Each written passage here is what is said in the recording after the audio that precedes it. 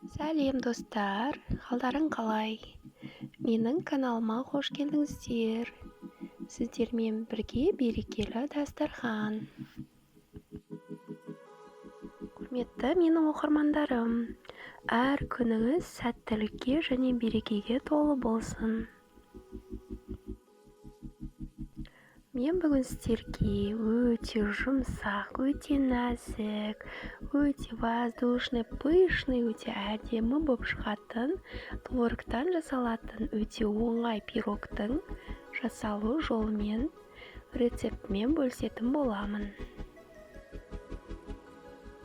Ал бісміллә деп, ең алдымен керек нәрселерімізді дайындап аламыз.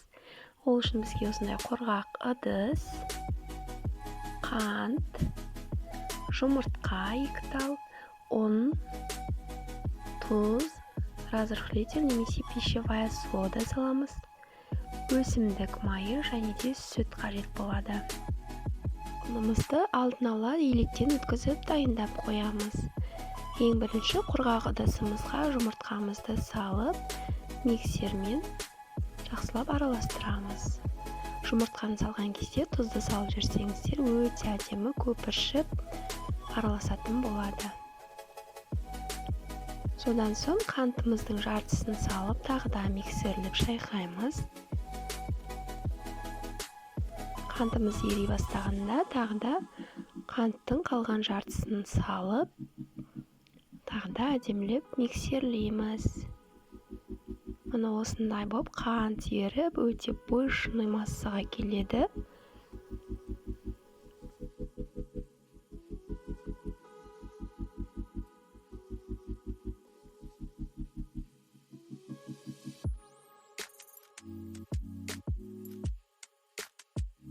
Мына осындай болып, жұмыртқа мен қантымыз осындай болып көпіршіп, осындай болып керек. Енді ұнымыздың кішкене бөлігін саламыз, жарты бөлігін. Достар, рецептің толық мөлшерлерін осы видеоның астына описаниеге жазып кететін боламын.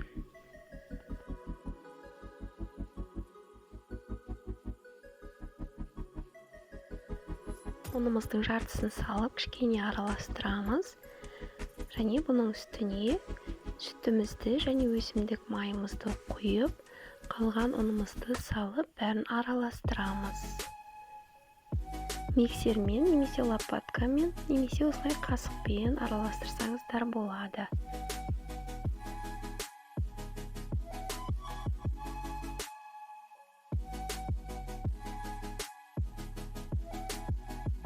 Егер сізде разрыхлитель болса, осы кезде салып жіберсеңіздер болады.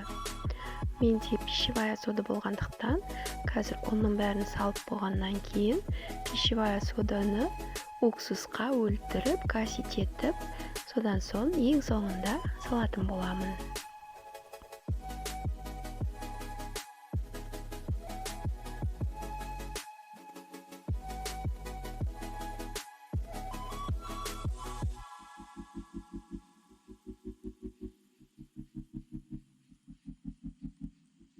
Енді бәрін жақсылап біркелкі етіп араластырып аламыз. Мұны осындай қою қаймақ тәрізді болады. Енді ыдысымызға пергамент қағазын төсеп, немесе ыдысымызды майлап алсақ та болады. Дайын болған массамызды осы ыдысымызға құямыз. Бетін тегістеп, дайындап қоямыз. Содан соң бетіне салатын творогты салмамызды дайындаймыз. Ол үшін бізге қажет творог, кукурузный крахмал, жұмыртқа және де қант. Ыдысымызға творогты, қантты, кукурузный крахмалды және де жұмыртқамызды салып, блендермен жақсылап езіп аламыз.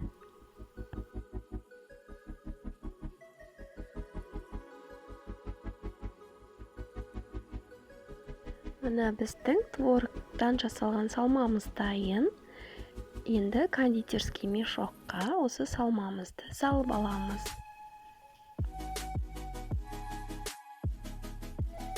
Содан соң қамырымыздың бетіне салмамызды салып шығамыз. Бірінші осылай қиялап, одан соң таңда осындай етіп салып шығамыз. Алдын ала қысып тұрған духовкамызға 180 градуста 35-40 минутта пісіріп аламыз. Мына достар, біздің пирогымыз пісті. Өте пышный, воздушный, өте әдемі болып шықты. Достар, міндетті түрде осы рецепт бойынша жасап көріңіздер. Сіздерге ұнайды деп ойлаймын. Достар, менің келесі видеоларымды жіберіп алмас үшін каналға тіркеліп қоюды ұмытпаңыздар.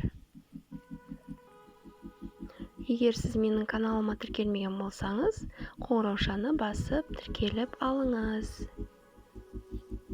Міне жұмсақ, өте пышный, өте әдемі творогтан жасалған өте дәмді пирог. Рахмет, сау болыңыздар.